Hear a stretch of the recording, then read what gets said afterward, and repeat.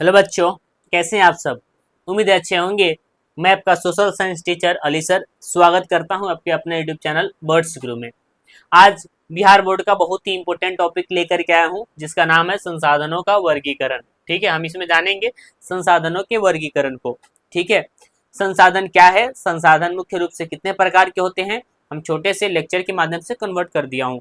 आप उसको जाकर के जरूर देख लेंगे। फिलहाल इसमें भी थोड़ा सा इंफॉर्मेशन दे देते हैं संसाधन के बारे में कि आखिर संसाधन किसे कहते हैं। याद रखना, दुनिया की वे सारी वस्तुएं जो हमारी आवश्यकता की पूर्ति कर दे संसाधन है। यहाँ तक कि मानव भी एक संसाधन है, क्योंकि मानव मानव के किसी न किसी काम में हाथ बढ़ाता है, काम में आता है। मैं भी संसाधन हूँ आपके लिए, आप भी संसाधन है मेरे लिए। तो कहीं ना कहीं दुनिया की सारी वस्तुएं जो मानव की आवश्यकता की पूर्ति कर दे संसाधन कहलाता है। ठीक है, प्राकृतिक रूप से या मानवीय रूप से। ठीक, हम यहाँ जानेंगे संसाधनों का वर्गीकरण कि आखिर संसाधन को कैसे कैसे बांटा गया है अलग अलग तरीकों से। तो हम पहले जानेंगे उत्पत्ति के आधार पर संसाधन दो प्रकार के होते हैं। पहला पॉइंट हम जानेंगे कि संसाधनों के वर्गीकरण में कि उत्पत्ति के आधार पर संसाधन को दो भागों में बांटा गया है। उत्पत्ति के आधार पर कहने का मतलब यह है कि कैसे संसाधन का मतलब उत्पन्न हुआ, कैसे संसाधन का मतलब उसका विस्तार हुआ, कैसे वो आया संसाधन। तो उसमें सबसे पहला आएगा जैविक संसाधन और अजैविक संसाधन, यानी कि इंग्लिश में कहेंगे बायोटिक रिसोर्सेस और एबायोटिक रिसोर्सेस। जैविक संसाधन का डेफिनेशन की बात करूं कि आखिर जैविक संसाधन किसे कहेंगे, तो याद रखना कि वे संसाधन जिसमें जीवों के सभी लक्षण मौजूद होते हैं जैविक संसाधन कहलाते हैं। अब आप समझ लीजिए एग्जाम्पल के तौर पर क्या क्या होगा जिसमें जीवों के सभी लक्षण मौजूद होगा, जैसे पेड़ पौधा, मानव, जानवर, मवेशी जो होते हैं, इन सभी में जीवों के लक्षण मौजूद होते हैं।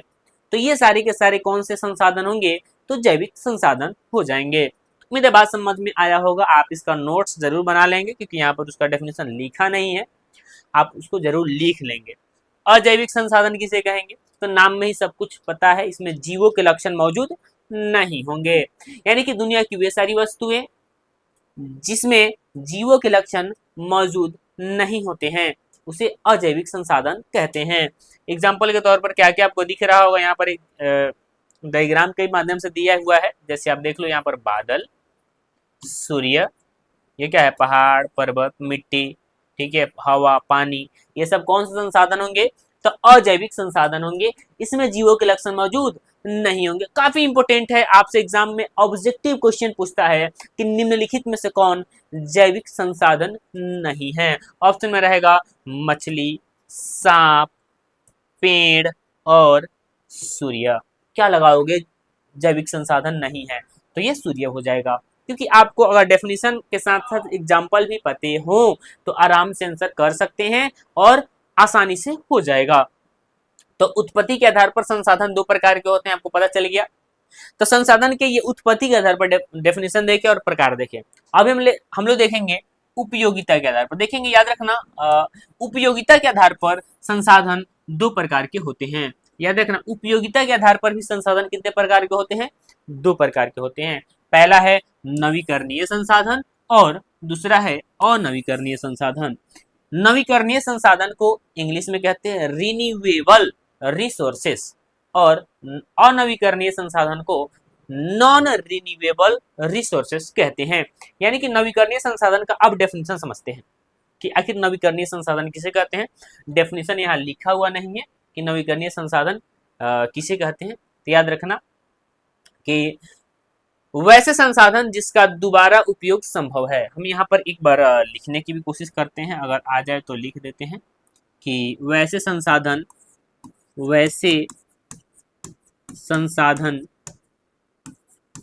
संसाधन जिसका जिसका उपयोग उपयोग दोबारा संभव है वैसे संसाधन जिसका उपयोग दोबारा संभव है उसे नवीकरणीय संसाधन कहते हैं। यानी कि वैसे संसाधन जिसका उपयोग दोबारा संभव है उसे नवीकरणीय संसाधन कहते हैं। जैसे एग्जाम्पल के तौर पर ऐसा कौन सा संसाधन है जिसका उपयोग हम दोबारा कर सकते हैं? जैसे आप सोच लो, सूर्य के प्रकाश। सूर्य के प्रकाश एक ऐसे संसाधन है जिसका हम उपयोग दोबारा कर सकते हैं। तो सौर्य जो प्रकाश है वह कौन सा संसाधन होगा? तो नवीकरणीय संसाधन। इसके अतिरिक्त पानी, पानी का उपयोग हम दोबारा कर सकते हैं, क्योंकि पानी का उपयोग हम इस हिसाब से करते हैं तो एक बार हम उसे उसका यूज करते हैं, मिट्टी के अंदर जाता है, फिल्टर होता है और फिर हम उसका उपयोग कर लेते हैं। तो पानी भी कौन सा संसाधन होंगे?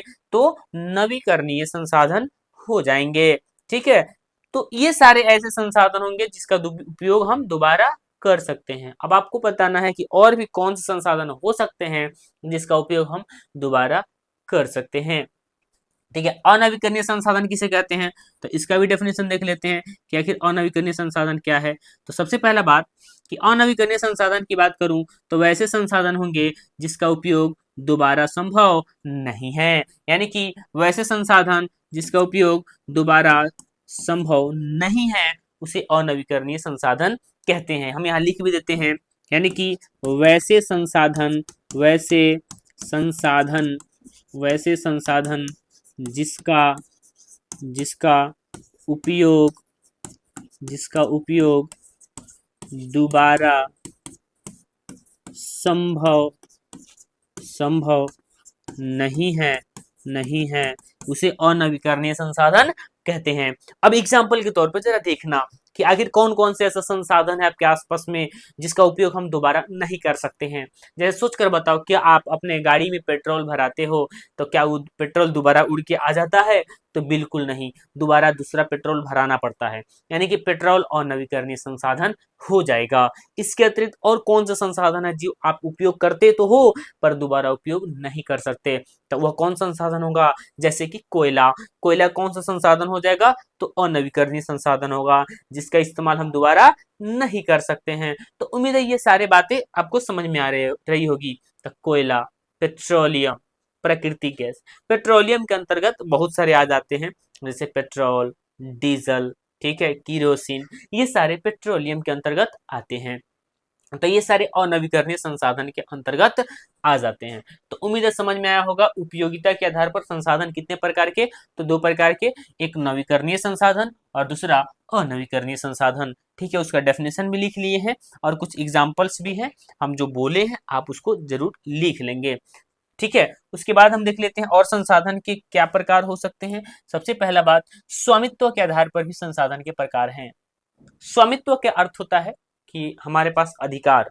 ठीक है, अधिकार, स्वामित्व का अर्थ होता है अधिकार, यानी कि स्वामित्व के आधार पर संसाधन के चार प्रकार होते हैं। याद रखना, ऑब्जेक्टिव क्वेश्चन बना भी हुआ है। ठीक है, तो स्वामित्व के आधार पर संसाधन कितने प्रकार के होते हैं? तो चार प्रकार के होते हैं। सबसे पहला प्रकार हम देखते हैं। पहला प्रकार होगा व्यक्तिगत संसाधन। ठीक है, व्यक्तिगत संसाधन।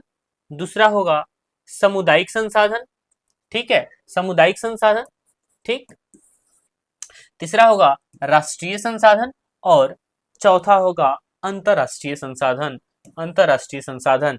तो ये किसके आधार पर? तो स्वामित्व के आधार पर संसाधन के चार प्रकार होते हैं।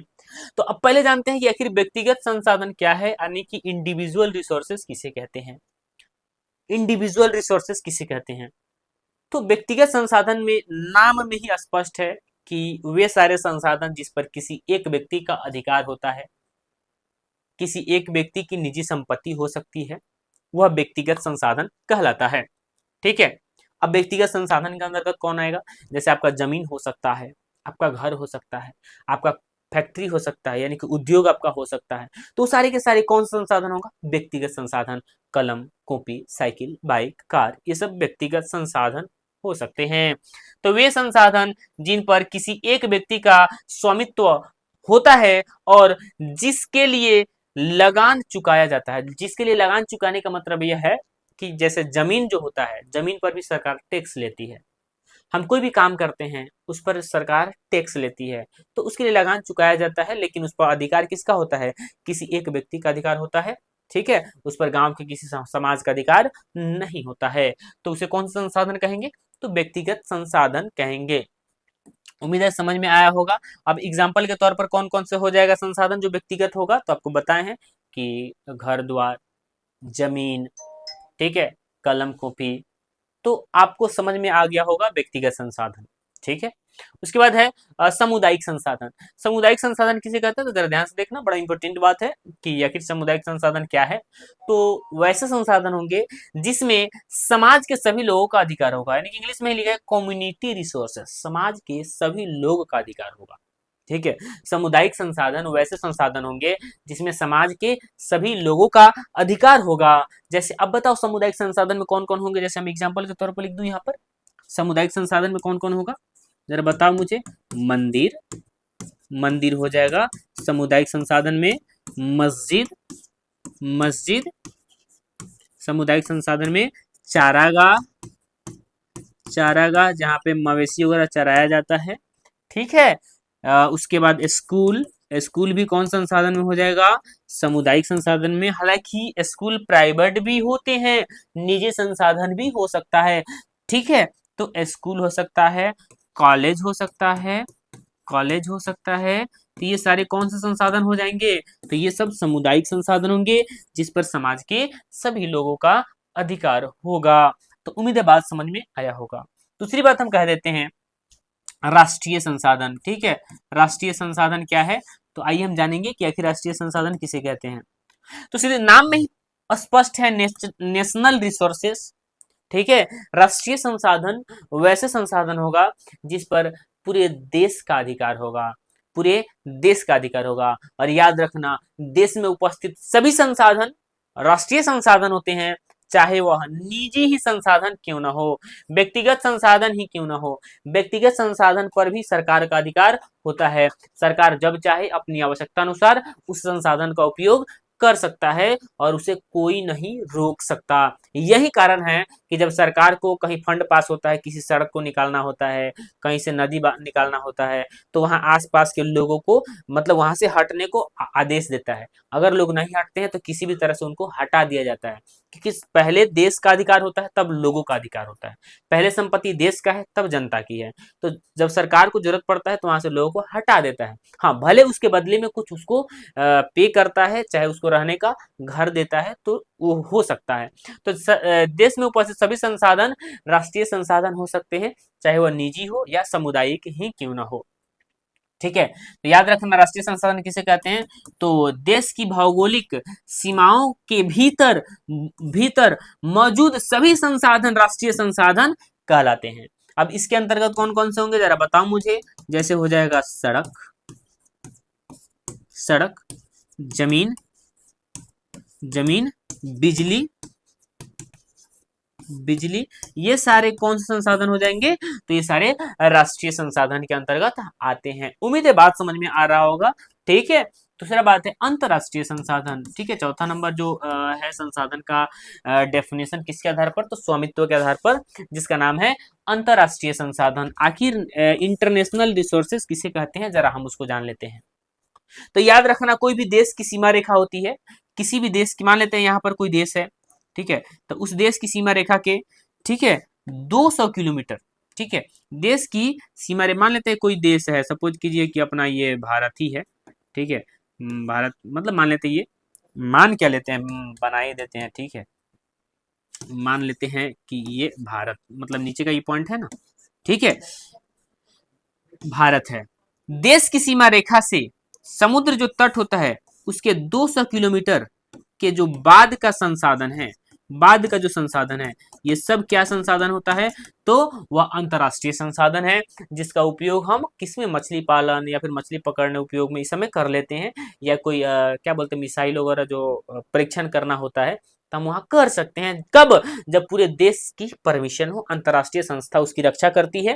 अंतरराष्ट्रीय संसाधन की रक्षा कौन करता है, तो अंतरराष्ट्रीय संस्थाएं करती है, उसकी रक्षा कोई देश नहीं करता है।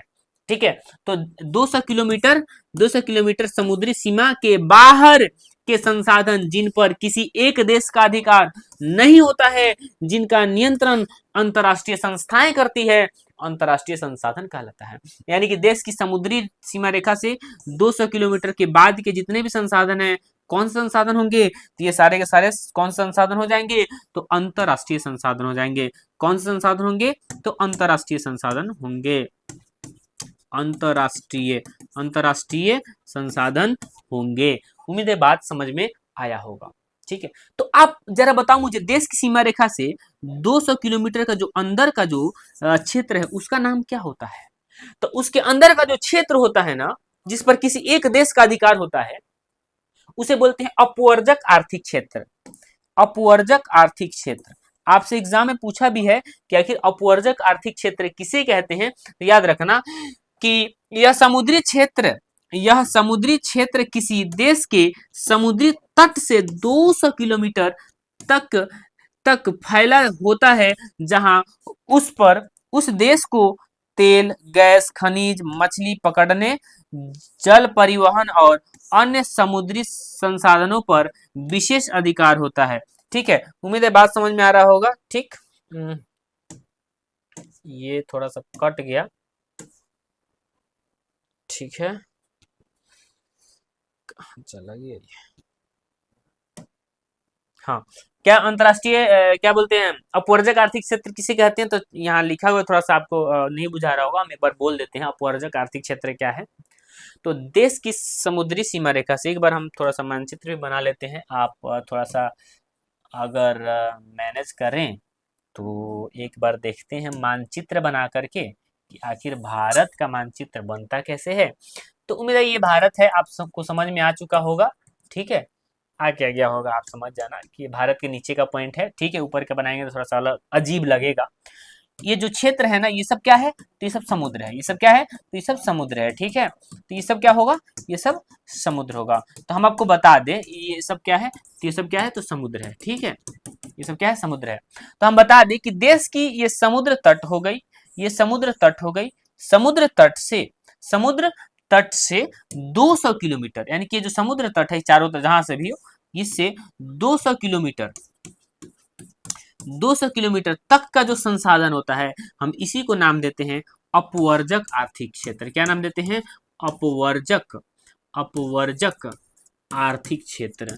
अपवर्जक आर्थिक क्षेत्र। उम्मीद है बात समझ में आया होगा कि आखिर अपवर्जक आर्थिक क्षेत्र क्या है। तो देश की समुद्री सीमा रेखा से 200 किलोमीटर तक के जो संसाधन होता है, जिस पर किसी एक देश का अधिकार होता है, हम उसे अपवर्जक आर्थिक क्षेत्र कहते हैं। और जिसका उपयोग मछली पालन, ठीक है, मछली पालन या फिर मछली पकड़ना तथा अन्य बहुत सारे संसाधनों में के रूप में करते हैं, जैसे वहां पर परिवहन के रूप में भी किया जाता है, उसे अपवर्जक आर्थिक क्षेत्र कहते हैं। तो यहाँ डेफिनेशन में लिखा है कि यह समुद्री क्षेत्र किसी देश के समुद्री तट से 200 किलोमीटर तक फैला होता है, जहां उस देश को तेल, गैस, खनिज, मछली पकड़ने, जल परिवहन और अन्य समुद्री संसाधनों पर विशेष अधिकार होता है। तो उम्मीद है अपवर्जक आर्थिक क्षेत्र क्या है समझ में आ गया होगा।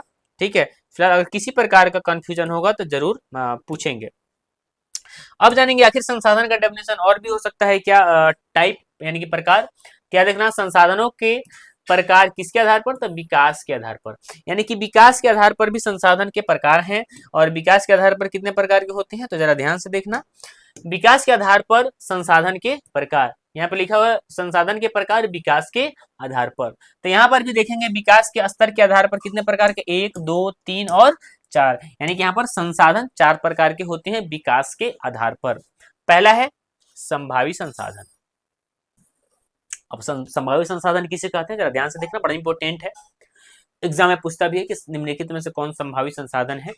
तो संभावित संसाधन यानी कि इंग्लिश में कहते हैं पोटेंशियल रिसोर्सेस। ठीक है, यानी कि वैसे संसाधन जिसका उपयोग वर्तमान में तो ना हो, लेकिन संभव हो कि हाँ यहाँ पर संसाधन है, हम इसका उपयोग कर सकते हैं, तो हम उसे क्या, कौन सा संसाधन कहेंगे? तो संभावित संसाधन कहेंगे। यानी कि जिनका अभी उपयोग नहीं हुआ है पर भविष्य में उपयोग किया जा सकता है, जैसे राजस्थान में पवन ऊर्जा। यानी कि कुछ ऐसे संसाधन है जहां पर ऐसा कहा गया है कि हाँ इस संसाधन का उपयोग तो कर सकते हैं, लेकिन वर्तमान में उसका उपयोग नहीं हो रहा हो। ठीक है, लेकिन संभावना जताया जा रहा हो। तो जैसे राजस्थान में जो पवन ऊर्जा है, हम उसका उपयोग कर सकते हैं, लेकिन अभी उसका उपयोग वर्तमान में नहीं हो रहा है। ठीक है, तो उसे संभावित संसाधन कहते हैं। दूसरा नंबर है विकसित संसाधन, यानी कि डेवलप्ड रिसोर्सेस। डेवलप्ड रिसोर्सेस का मतलब होता है वे संसाधन जिसके बारे में हमें इंफॉर्मेशन पता होता है और उसका उपयोग हो रहा होता है आवश्यकता अनुसार, ठीक है, और उसकी हर बात हमको पता होता है कि कितना मात्रा में है, हमें कितना इसका उपयोग करना चाहिए, किस क्षेत्र में उपयोग करना है, उसे विकसित संसाधन कहते हैं। ठीक है, जिनका सर्वेक्षण और उपयोग हो चुका है, ठीक है, जिनका सर्वेक्षण और उपयोग हो चुका है, उदाहरण के लिए झारखंड का कोयला, गुजरात की खनिज संपदा। यानी कि विकसित संसाधन वैसे संसाधन होते हैं जिनके बारे में हमें सभी इंफॉर्मेशन पता होता है। अगर आप इसको नहीं लिख सकते हैं तो हम बोल रहे हैं कि विकसित संसाधन वैसे संसाधन होते हैं जिनके बारे में हमें सभी इंफॉर्मेशन पता होता है। जैसे कि कोयला के बारे में हमको पता है कितना कोयला है हमारे पास, भंडार कितना है। पेट्रोलियम के बारे में पता हो चुका है, ठीक है। खनिज के बारे में, यानी कि खनिज के बारे में भी हमें पता हो चुका है कि हमारे देश में कितना खनिज है। तो ये सब कौन से संसाधन हो जाएंगे? तो विकसित संसाधन हो जाएंगे जिसका उपयोग हो रहा है आवश्यकता अनुसार। तीसरा नंबर है संसाधन के प्रकार भंडार संसाधन, यानी कि इंग्लिश में कहते हैं स्टॉक रिसोर्सेस। यानी कि यह वैसे संसाधन होगा जिसको हम बचा के रखें, काहेला भविष्य के लिए, कि कभी हमको दूसरा संसाधन खत्म हो गया तो हम इसका उपयोग कर सकें। यानी कि विकसित संसाधन, सॉरी विकसित बोल रहे हैं, भंडारित संसाधन यानी कि स्टॉक रिसोर्सेज वैसे संसाधन होते हैं जिसे हम भविष्य के लिए बचा करके रखे हो, वर्तमान में इसका उपयोग ना हो। ठीक है, यानी कि वे संसाधन जो हमें उपयोग उपलब्ध है पर तकनीकी के अभाव में उपयोग नहीं हो पा रहा हो। उदाहरण के लिए जल, हाइड्रोजन और ऑक्सीजन। यानी कि याद रखना कि भंडार संसाधन के अंतर्गत वैसे संसाधन होते हैं जिसका उपयोग हम किसी तकनीकी के माध्यम से नहीं कर पा रहे हो और उसका उपयोग संभव भी हो लेकिन तकनीकी के अभाव में हम नहीं कर पाते हैं। जैसे जल में हाइड्रोजन और ऑक्सीजन है, हाइड्रोजन और ऑक्सीजन होते हैं और हम हाइड्रोजन को अलग करके ऑक्सीजन को अलग करके हम इसका उपयोग कर सकते हैं, पर तकनीकी का अभाव है जिसके वजह से हम इसका उपयोग नहीं कर पा रहे हैं। लेकिन ये अनलिमिटेड बहुत मात्रा में हमारे पास स्टॉक होता है भंडार संसाधन। तो उम्मीद है समझ में आया होगा। ठीक है, नेक्स्ट है चौथा नंबर कि रिजर्व रिसोर्सेज। ठीक है, संरक्षित संसाधन। संरक्षित संसाधन में होता क्या है कि वैसे संसाधन होते हैं जिसको उसको उधर एक क्षेत्र नहीं होता है, बोलते हैं कि एक क्षेत्र ऐसा होता है जहां पर उसको बोल दिया जाता है कि इधर कोई नहीं जाएगा, ये बचा करके रखा गया है। तो संरक्षित संसाधन वैसे संसाधन होते हैं जिस पर यह कह दिया जाता है कि इसका उपयोग हम नहीं कर सकते हैं, इसको बचाया जा रहा हो और इसको भविष्य के लिए उपयोग के लिए रखा गया हो। यानी कि वैसे संसाधन जो भविष्य के लिए सुरक्षित रखे गए संसाधन होते हैं, जैसे भारत में संरक्षित कोयला भंडार। ठीक है, ये सब संरक्षित संसाधन है जो सीमित मात्रा में होते हैं। हालांकि कोई भी संसाधन हमारे पास जो भी उपलब्ध है सारा का सारा सीमित मात्रा में है। ठीक है, उम्मीद है सारी बातें समझ में आया होगा। ठीक है, और एक बात और याद रखना, जो संरक्षित संसाधन होते हैं, ऑब्जेक्टिव में क्वेश्चन पूछा है, जो संरक्षित संसाधन होते हैं वह भविष्य की पूंजी होता है। ठीक है, यह भविष्य की पूंजी होता है। भविष्य की पूंजी कौन से संसाधन को कहा जाता है? तो संरक्षित संसाधन को भविष्य की पूंजी कहा जाता है। यह ऑब्जेक्टिव क्वेश्चन बना हुआ है, बोला हुआ है कि निम्नलिखित में से किस संसाधन को भविष्य की पूंजी कहा जाता है। ऑप्शन में मिलेगा संभावित संसाधन, विकसित संसाधन, भंडार संसाधन और संरक्षित संसाधन। तो आंसर क्या होगा? संरक्षित संसाधन हो जाएगा, क्योंकि संरक्षित संसाधन को ही हम भविष्य की क्या कहते हैं? पूंजी कहते हैं। उम्मीद है बात समझ में आ रहा होगा। हम आगे भी जानेंगे कि और संसाधन के कोई प्रकार हो सकते हैं क्या। हाँ, एक बात याद रखना अपने जिंदगी में, महात्मा गांधी ने कहा था हमारे पास पेट भरने के लिए सब कुछ है लेकिन पेटी भरने के लिए कुछ नहीं। ऑब्जेक्टिव क्वेश्चन बना हुआ है कि किसने कहा था कि हमारे पास पेट भरने के लिए सब कुछ है लेकिन पेटी भरने के लिए कुछ नहीं? तो महात्मा गांधी, ये हमारे महात्मा गांधी जी हैं। इनको फादर ऑफ द नेशन भी कहा जाता है या फिर इनको बापू भी कहा जाता है। अच्छा खासा चश्मा भी पहन लेते थे। ठीक है, इनके चश्मा को हम एक बार देखते हैं। ठीक है, अगर आप भी देख लें, ये महात्मा गांधी हैं। ठीक है, और महात्मा गांधी ने कहा था हमारे पास पेट भरने के लिए बहुत कुछ है, यानी कि सब कुछ है लेकिन पेटी भरने के लिए कुछ नहीं। किसने कहा था? तो महात्मा गांधी ने कहा। तो उम्मीद है बात समझ में आ रहा होगा। किसी प्रकार के कंफ्यूजन होगा तो जरूर आप कमेंट बॉक्स में लिखेंगे, क्योंकि लेक्चर बहुत लंबा हो चुका है, हम ज़्यादा टाइम नहीं लेंगे। हम देख लेते हैं कि आखिर संसाधन को जो हम लोग प्रकार देखे हैं उसको थोड़ा सा डायग्राम के माध्यम से देखते हैं। सबसे पहला बात, संसाधन किसे कहते हैं तो बता दिया गया है। संसाधन दो प्रकार के होते हैं, प्राकृतिक संसाधन और मानवीय संसाधन। प्राकृतिक संसाधन किसे कहते हैं तो वैसे संसाधन जिसे मानव ने नहीं बनाया, जैसे कि पहाड़, पर्वत, नदियां। ठीक है। मानवीय संसाधन वैसे संसाधन जिसे मानव ने बनाया, जैसे कि क्या हो जाएगा, घर द्वार। ठीक है। या फिर जो भी चीज जिसे मानव ने बनाया, जैसे गाड़ी, वाहन, परिवहन, ट्रेन, रेल, ये सारे मानवीय संसाधन के अंतर्गत आ सकते हैं। दूसरा बात, प्राकृतिक संसाधन भी दो प्रकार के होते हैं। कौन कौन? नवीकरणीय संसाधन और अनवीकरणीय संसाधन, जो अभी जस्ट जिक्र कर दिए हैं। जिसका उपयोग हम दोबारा कर सकते हैं नवीकरणीय संसाधन है, जिसका उपयोग दोबारा नहीं कर सकते हैं अनवीकरणीय संसाधन है। ठीक है। मानवीय संसाधन भी दो प्रकार के हो सकते हैं। कैसे? एक संरचना और संस्था के आधार पर हो सकता है, और मात्रा एवं गुणवत्ता के आधार पर हम मानवीय संसाधनों को देख सकते हैं। संरचना और संस्था क्या होता है? जैसे कल कारखाना लगा दिए, उद्योग लगा दिए। ठीक है। वो हो सकता है स्ट्रक्चर के अकॉर्डिंग। ठीक है। दूसरा, क्वालिटी के आधार पर, जैसे गुणवत्ता के आधार पर क्या क्या हो जाएगा, जैसे हम कोयला, पेट्रोल, प्राकृतिक गैस होता है, तो कोयला के भी कई प्रकार हो सकते हैं। कोयला के प्रकार उसकी गुणवत्ता के आधार पर होता है कि कौन कोयला ज्यादा धुआं देता है, कौन कम देता है। तो जो कम धुआं देगा वो अच्छा है, जो ज्यादा धुआं देगा वो खराब है। तो गुणवत्ता के आधार पर भी मानवीय संसाधन का अध्ययन देख लेते हैं। ठीक है। तो उम्मीद है बात समझ में आ रहा होगा। नवीकरणीय संसाधन को भी हम दो तरीकों से देखते हैं, जैविक संसाधन और अजैविक संसाधन। ठीक है। जैविक संसाधन में जिसमें जीवों के लक्षण मौजूद होते हैं, और अजैविक संसाधन जिसमें जीवों के लक्षण मौजूद नहीं होते हैं। उम्मीद है सारी बातें समझ में आई होगी। किसी प्रकार के आपके मन में कंफ्यूजन होगा तो आप एक बार कमेंट बॉक्स में जरूर लिखेंगे। बाकी हम इसमें यहीं तक रखने वाले हैं। हम लोग बहुत मेहनत से लेक्चर बनाते हैं। अगर आपको पसंद आया होगा तो लाइक, शेयर और सब्सक्राइब जरूर करें। धन्यवाद। हम इसमें यहीं तक रखेंगे। इसका स्क्रीनशॉट या इसे लिख लीजिए।